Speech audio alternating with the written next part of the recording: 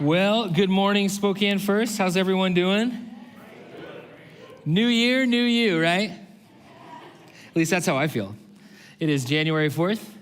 I've gone to the gym every day so far in 2026, and I've stayed on my diet every day. I'm killing it. I'm crushing it.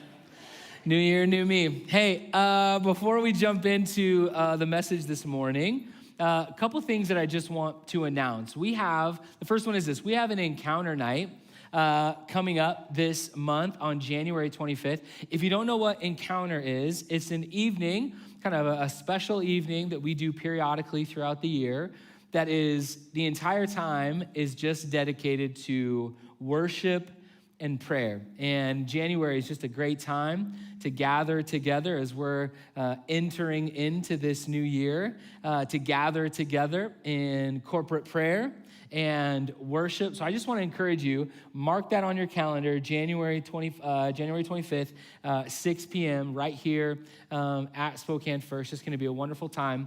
And then the second thing is we have a brand new session of the 9 starting. Am, do you want to come up here? You can talk about your ladies thing. We have a brand new session of the 9 starting on January 18th. Now, if you don't know what the 9 is, here's what the 9 is. It is Sunday school. There, I said it. It's Sunday school. It's Sunday Surprise. school. You broke me. You finally got me to say it. It is a time that we set aside every week at 9 a.m. Here at the church. It is a space that is dedicated to growing and spiritual formation. And really the gift of the 9, for those who are a part of it, is that it really is a place where you develop and create connection with other people who are here and doing life with you, who are a part of this community right here. And so if you've been here, there's so many people. We have hundreds of people that come to the 9 every semester. But if you've never come to the 9, and if you've been a part of this church for like a year or 6 months or 9 months, man, I want to encourage you. This is the time to jump in. In the winter semester, we do a guys' 9 and a gals' 9, and it's just a great space to address things specifically for men and specifically for women. So I can speak to our men's 9. We're gonna be going through a book called The Men We Need, and it's just awesome. Like the idea of masculinity is such a confused topic in our age, and especially at this cultural moment. And I don't know if you're aware of this, but guys are kind of the problem for everything. And I think it has caused, at least that's the narrative. Who said amen? Yeah, that's right. Boo, no, just kidding. But that's the narrative. That's the cultural narrative, that men are the problem. And it's patriarchy needs to be destroyed, that it's just this toxic masculinity that is ruining the world. And it has left men very confused with their masculinity. And this is a book that really addresses that, men, we need you. We need you to lead, but we need you to be the men that we need, that the Bible outlines in how you lead your spouse, how you lead your home, how you lead your family, how you operate in this world, how you create safety, how you all of these things. It's just a really, really important topic for this cultural moment. So guys, I hope that you would put it on your calendar, January 18th, bring somebody with you, because it's just gonna be a great time of not just learning, but also growing in connection together. Yeah, I think most of us, start the year and we're like, okay, I want to grow closer to the Lord. That's usually a vague goal all of us have. Like, I should do more in my faith, but then we don't really put any feet to that. We don't put any structure to that. This is that step for you. This is that step to go, I'm going to commit to get up early on a Sunday morning and model for my kids. Well, it's not that early. Well, Come if on, you're not guys. an early bird. My goodness, football's over. That's right. It's time. It's time. But this is to create that space. And I would just say, if I were instructing you or instructing my kids, just commit. You're going to start it and you're going to finish it, right? Just like all of us are like trying to go to the gym and make all those good decisions. Like we are doing. I've actually gone more than every day. I That's actually true. made my Amber kids went go twice one day. in You one guys, day. I'm telling you, new year, new me. But I would really encourage you. So, ladies, this is the kind of space where you're going to come. You're going to be at a table. We have breakfast together. And it's a study all about me. That's right. We're going to study our pastor, Joshua. No, we're going through the book of Joshua. I encourage you to be there. It will be uncomfortable at first because you won't know everyone super well. Or maybe it will feel like other people kind of know each other better because they do. But we are going to create a space. We're going to create an environment where we can all learn and grow together. And so much of what happens there happens in relationship that you build with people around your table. And what's so special about our community here is that we really do have people of all ages. So I don't want you to find a table with people who are all the same age as you. I want you to find a table where people are older and younger and we can all grow and learn together because that's what God's body is all about. So I encourage you to come. Please do the brave thing, sign up and come, and it starts in 2 weeks? Yeah, 2 weeks, Yeah. January 18th. Thanks, babe. Okay, That's awesome. Hey, will you give Amber a round of applause? We didn't even talk about that. I just made her come up here and she had to talk about it.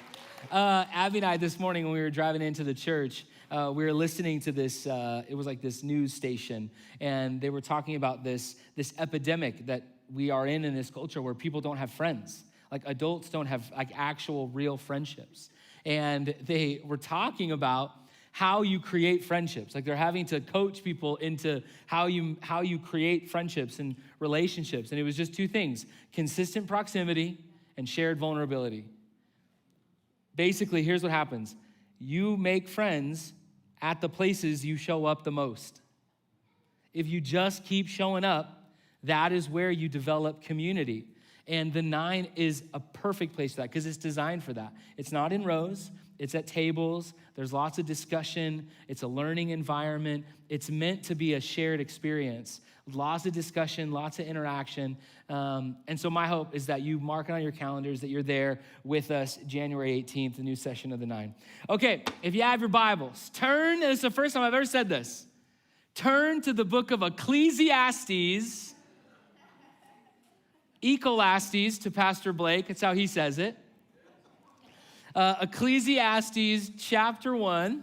We're going to get started in verse 1. We're starting a brand new series today. That's what I'm telling you guys. New year, new series, new me. Just give me 3 weeks. I'm going to be so trim. I'm going to be so slim. It's going to be perfect. We're starting a brand new series today called Nothing New. Now, some of you might be like, we were in our pre-service meeting and Craig Kochel was like, really? Ecclesiastes? Like, that's how we're starting the new year? Because it is kind of, on the surface, it is a little bit of a depressing book. It's like if a pessimist were to write a book of the Bible, right? And it is one of those books that honestly addresses the realities of life. And it's a book of wisdom. It's within the leaders or the wisdom library of Scripture. And it is something that forces us, and why I think it's such a great book to study over the next 5 weeks. We're not going to be going line for line. We're going to be doing a survey. Just been in 5 weeks to start the new year in this series. But it's a book that forces us to examine our priorities and challenges us to put the right things in the right place, the right things in the right order. Because what you would probably agree with me on is that when life starts to get off the rails, it's most often because the wrong things are in the wrong place. The wrong things are in the wrong order. And so today we're going to begin this journey kind of through the book of Ecclesiastes together. Okay, let's jump in. Ecclesiastes chapter 1, starting right in verse 1. The words of the preacher, the son of David, king in Jerusalem. Vanity of vanities, says the preacher. Vanity of vanities. All is vanity. What does man gain by all the toil at which he toils under the sun? A generation goes and a generation comes, but the earth remains forever. The sun rises and the sun goes down and hastens to the place where it rises. The wind blows to the south and goes around to the north. Around and around goes the wind, and on its circuits the wind returns. All streams run to the sea, but the sea is not full. To the place where the streams flow, there they flow again. All things are full of weariness. A man cannot utter it. The eye is not satisfied with seeing, nor the ear filled with hearing. What has been is what will be, and what has been done is what will be done. And there is nothing new under the sun. Is there a thing of which it is said, see, this is new? It has been already in the ages before us. There is no remembrance of former things, nor will there be any remembrance of latter things, yet to be among those who come after. Happy New Year.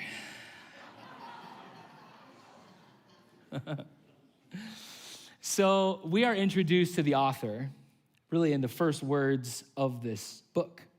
And we are introduced to him as the preacher. Other translations would be use the word teacher. And it is a Hebrew term that is meant to describe somebody who has gathered data, gathered information, gathered wisdom throughout his life and wants to present those findings to the reader. That he's gone through something, he's lived something, and he wants to share that with us. He's found wisdom somewhere, and he wants to share that with us. And this preacher or teacher is Solomon. It is the son of David. It is the king of Jerusalem at the time that he's writing this. It is King Solomon. Now, this is really important for us to understand because the author matters. Because there may be nobody in Scripture other than his father that is more equipped to write this book more than Solomon. There is nobody in the entire catalog of the Bible that experienced more power, prestige, privilege, pleasure than Solomon. Let's just think about this. Let's look at Solomon's power. It was unmatched authority and influence. Solomon was not a marginal king. He ruled during Israel's golden age. He inherited a unified and peaceful kingdom from his father. His reign extended over the vast trade routes connecting Africa, Asia, and the Middle East. Israel was never more powerful, more influential, more wealthy and prosperous than it was during the reign of Solomon. What about Solomon's pleasure? Every desire was within reach. When we get to chapter 2, this is my favorite chapter in the whole book because Solomon talks to us about a pleasure experiment that he did. How awesome is that? Listen, that sounds incredible, where he did not deny himself any pleasure. He was like, let's just see what happens. What? Who can do that? And the best foods, like the juiciest briskets, like nothing better. He was able to experience it all. What about Solomon's privilege, wisdom, education, and opportunity? It's a famous story in the Bible where God granted Solomon a request. And what was his desire? Wisdom. He's like, I want to be the wisest man to ever live. That was his desire and his renown. It wasn't just who his dad was, that his dad was King David, that he was inheriting this throne. It wasn't that he was able to grow up in absolute privilege. It was the renown, it was the fame, it was the influence, but then it was also his capacity. He was elite. He was a towering intellect. He was somebody who could hang with philosophers and the educated and elites of all kind. It was privilege that we have never understood before. And here's why this is all important. Because the words in Ecclesiastes coming from Solomon, it is not theory. It is experience. It is lived experience. It is the conclusions that he has come to. And here is the conclusion. Here is the ultimate conclusion. It is the thesis statement of this entire book, and it is this: meaningless, meaningless, says the teacher, utterly meaningless. Everything is meaningless. This is the conclusion he's come to. This word meaningless is the Hebrew word hevel, which means like a vapor or a mist or the wind. You'll see this phrase, chasing after the wind, consistently throughout the book of Ecclesiastes. He's like, and it's supposed to come with this idea that it's something you just can't get your arms around. It's something that you see. It's something that is clear to the human eye, that you can feel and that you can sense, but you can never grasp. You can never get a hold of. You can't attain it. You can't reach it. You can't possess it. Like, you can go after it. You can sense it, but you can never attain it. He's like, this is life. That life in and of itself, and he's not saying that life is pointless, because some of us are like, see, I knew it. Well, see you later, right? Big gulps, huh? Like, he's not saying that there's no point to life. He's saying that life creation itself, on its own, has no meaning. You cannot derive meaning from it. That on its own, it cannot give you what you're looking for. That on its own, it is useless for what so many people are needing it to provide for them. And so the question that this conclusion causes him to ask is this, and this is where we're going to be today. We're going to spend the rest of our time.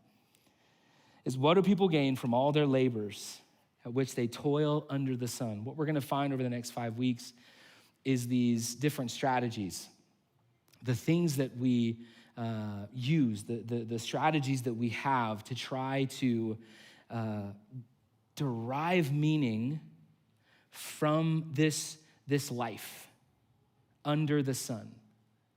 And we're going to talk about things like relationships and pleasure.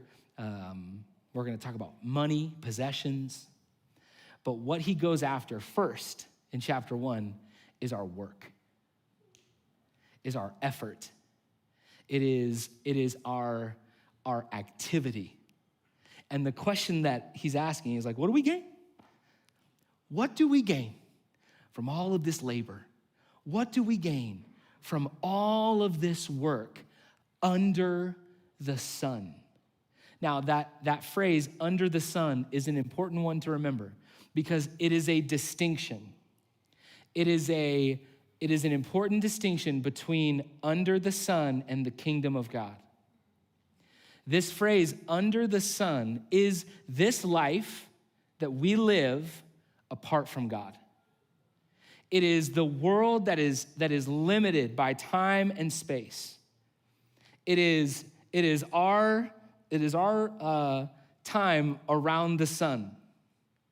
It is this life, but it is a life that is apart from God.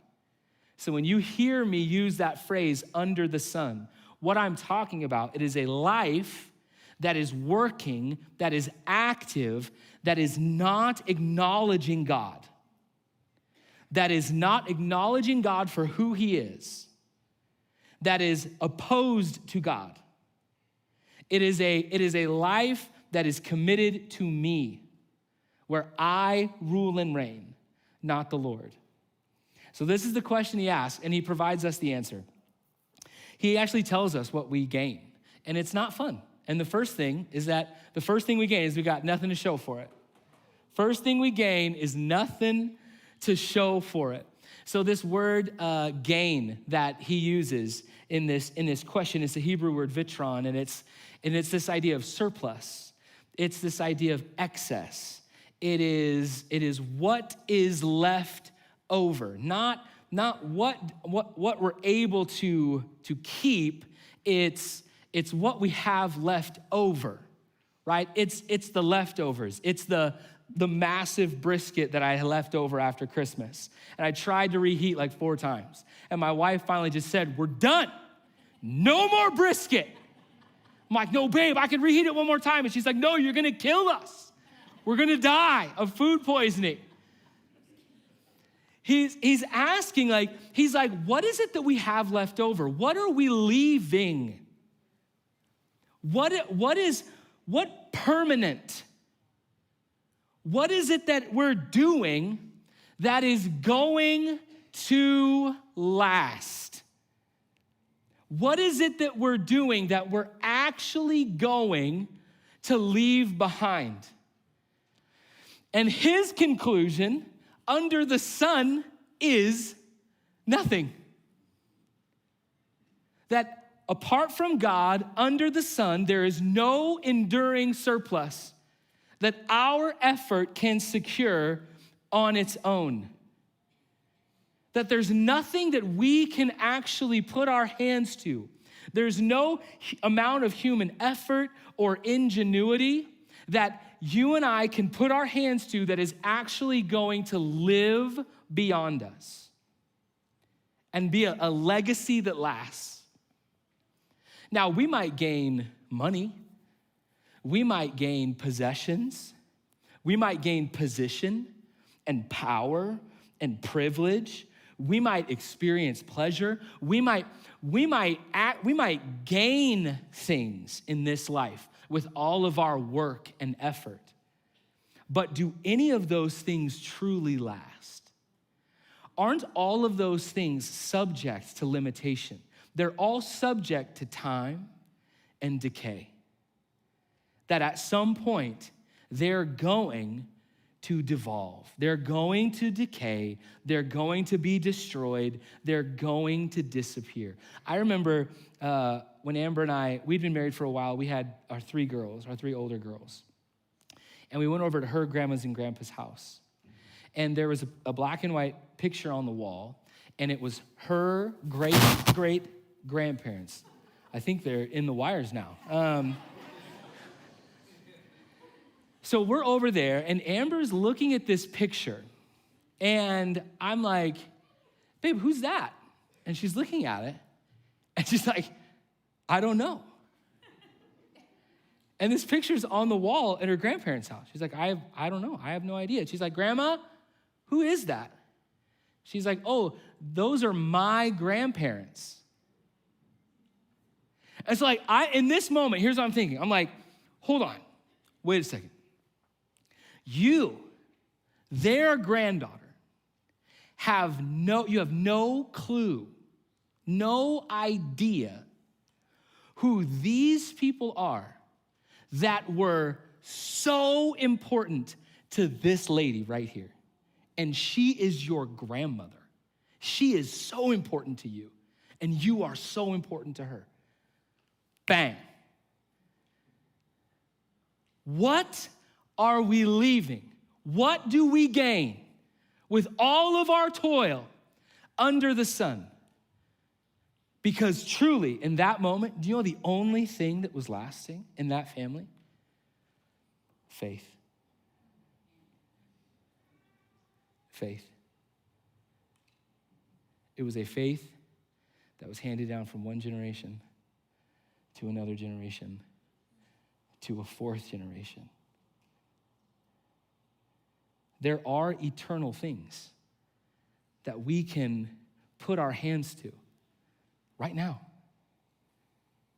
But more often than not, we put our hands to temporal things. And so, what do we gain? What do we gain? We gain activity without permanence.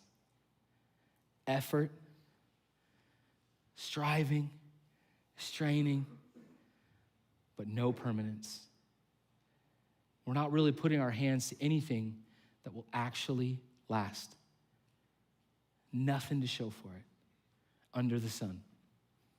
Second thing, we got nothing to show for it, but we also get stuck in the cycle. So listen to what Solomon's talking about. There's a whole bunch of, he's pointing to creation. He's actually pointing to God's created order. And there's like a joy he finds in it. There's also an irony. It's almost like a frustration where he's like, Because what he's talking about, the sun, right? He talks about the sun rising. And then he talks about the sun setting. But that sun setting is rising somewhere else. And then that sun setting is rising where we are. It's like this cycle, right? That doesn't end.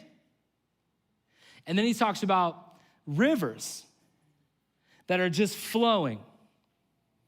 And they're flowing into the ocean. And the ocean is never full. He's like, these rivers just keep flowing, and they keep flowing into the ocean, but the ocean never fills up. These creeks keep flowing into rivers, and rivers into oceans, and oceans don't fill up. He talks about one generation coming, another going.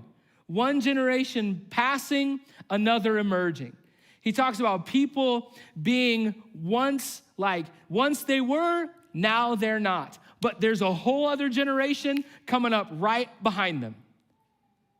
He's pointing to this cycle, this never ending, never arriving, never completing cycle that God created. This is how God created the world to work. And so here we are, trying to live our lives apart from God, and we are in that cycle, aren't we? We live that cycle. It's like we're experiencing what God created it to be. So here we are, wired for completion, right? We're wired for arrival. Anybody just love to be in transition all the time? Anybody? Like the girls told me, like when they got older, and I was like, guys, you want to drive to Disneyland? It's gonna be so fun. And they're like, Dad, I don't know if we should drive to Disneyland anymore. You're really mean when we drive. And I'm like, oh no, failed. And I had to tell myself, I was like, hey, the transition is part of the trip. So like going through security at the airport is part of the trip. You can make it fun or make it terrible. But I don't go on vacation to be in transition. Anybody? Anybody go on vacation so you can drive somewhere? Anybody go on vacation so you can just be stuck at the airport? As fun as airports are? Nobody wants to be stuck at the airport because we are wired for arrival. But here we are, under the sun, rejecting God, trying to find meaning in our work, and we're wondering, why is it that when I get done with a task, there's another task? Why is it that when I set a goal, achieve a goal, I'm wanting to set and achieve another goal? Why is it that I can never seem to get where I'm wanting to go? Maybe it's because you are looking to a system to provide you something it was never created to provide you. God created the world to work cyclically. He created it to never, ever end until he says, stop.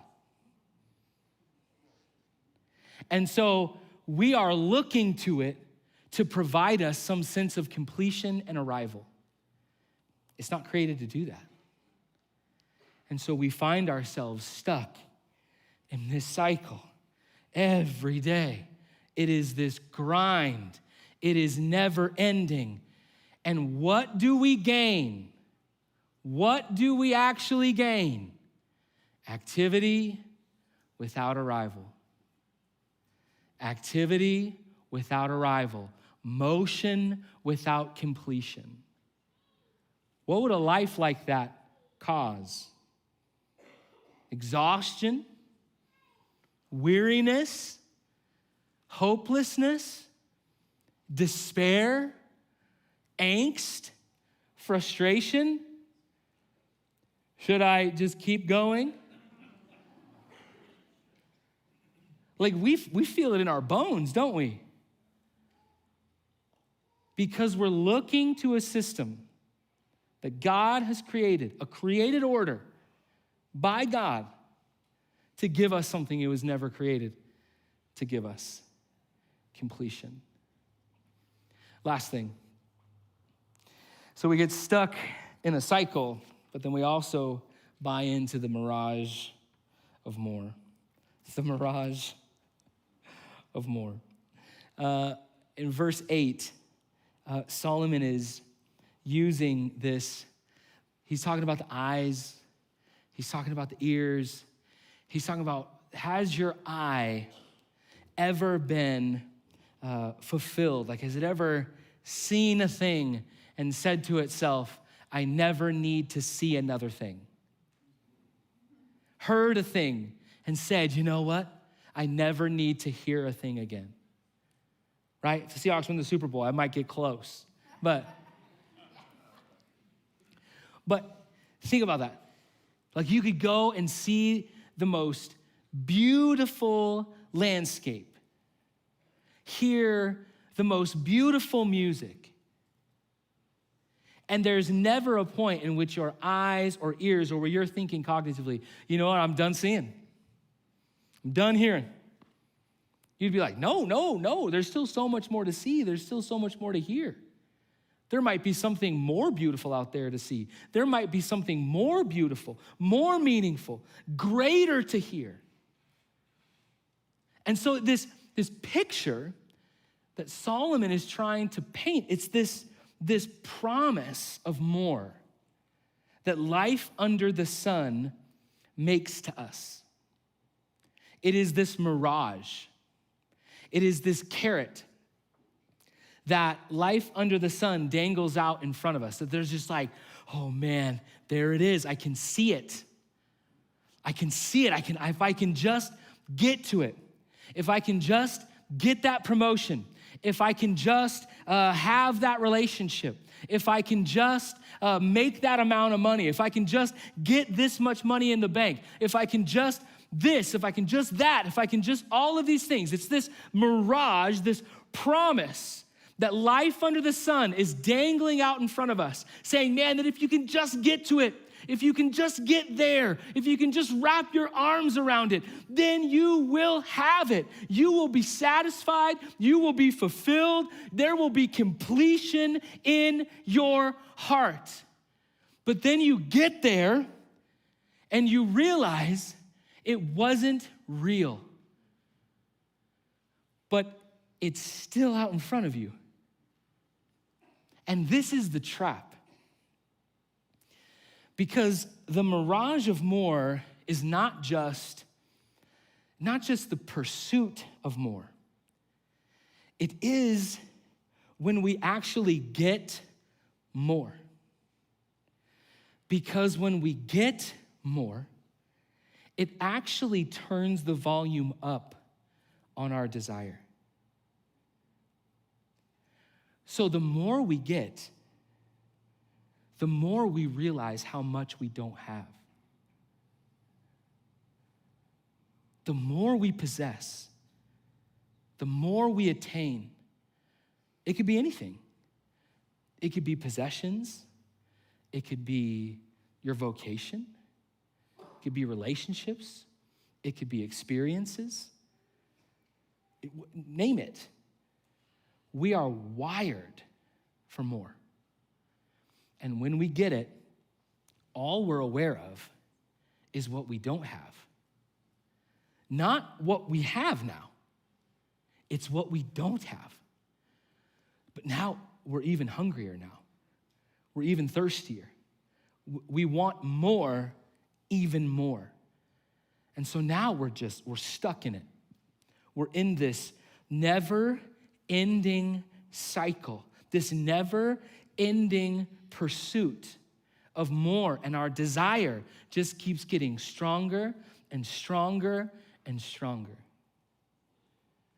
That feels like torture. So what is it that we actually gain with the mirage of more? We get activity that fuels discontent. Because the more we gain, the more we realize we don't have what we really want, and we're disheartened. And we're even more discontented. We're even more frustrated with what we have. And we're just lost. We're lost to it. I've shared this story before, but I'll probably tell this story a million times more. Because it is on the top 5 list of most impactful moments of my entire life. I was in India with Peter Gilmartin, and we were at this old Dutch East India trading post that now was the weirdest museum you've ever experienced. It was so odd. But there's these fortified walls along the beach. You're right there on the Bay of Bengal. And I remember just kind of, I wasn't even intentional about it. I was just being me and just wandering. And I found my way up on the top of one of these fortified walls. And I got right to the edge of it, and it just looked out over the ocean. And I found myself at the intersection of creation and human history. And I couldn't even begin to tell you how small I felt. I was just like, I felt like David. I was like, who am I that you would be mindful of me? Who am I that you would be mindful of me? But then at the same time, looking around me, thinking to myself, the best I can do in my strength is ruins. That's what I was standing on. Ruins of what was at one time the most powerful thing on the planet. On the planet. Ruins. That's what I can do in my own strength. And this is what Solomon's trying to drive home here. He's like, what can you gain? What can you do that will actually last under the sun? What can you do that is actually going to provide rest, to provide satisfaction and fulfillment? What work, what can you put your hands to that is actually going to lead to a sense of completion, to a sense of meaning, purpose?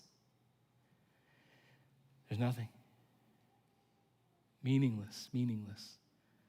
You're chasing after the wind. It's hevel, it's vapor, it's mist. You'll see it, you'll sense it, but you'll never attain it. And that is why this book is such a gift. Because you can, right now, you can identify the areas of your life where you're chasing after the wind.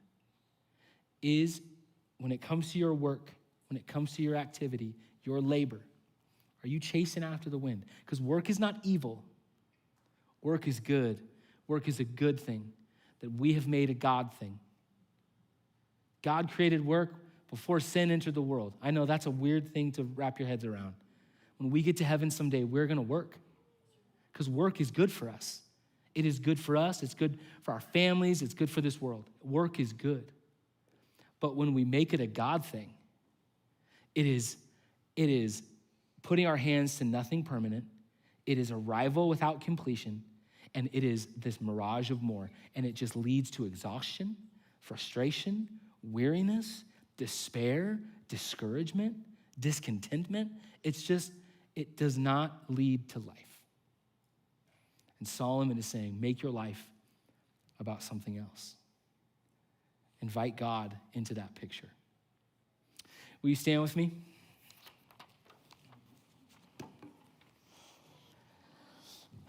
Jesus, we love you so much. And God, we are so thankful, Lord, for this new year. God, we're just grateful for all of the things that you did last year. Lord, I know, just even in my own life, just seeing the good and the bad, the hard and the easy, the joy and the suffering. God, you used it all. God, you used the things that I didn't want more than you used the things I did. And so, Father, I just pray, God, that here we are on the first Sunday of this new year. Lord, many of us feel this renewed sense of optimism, this excitement about what this year can hold. And Father, I just pray, God, that we as your people would hear the words of Solomon and just trust him, not have to experience it on our own, but Lord, just trust him. God, that there is really nothing to gain in all of our toil under the sun apart from you. And so, Father, help us invite you into our work. Help us make our activity about you. Help us invest in the eternal, Lord, rather than the temporal. God, and I just pray for anybody who kind of finds themselves weary this morning, discouraged, purposeless, God, that these would be words of encouragement to them. Lord, that in you is where we find those things. Jesus, in your precious and holy name, amen. Hey, we're going to take a couple minutes. Jay and the team are going to lead us in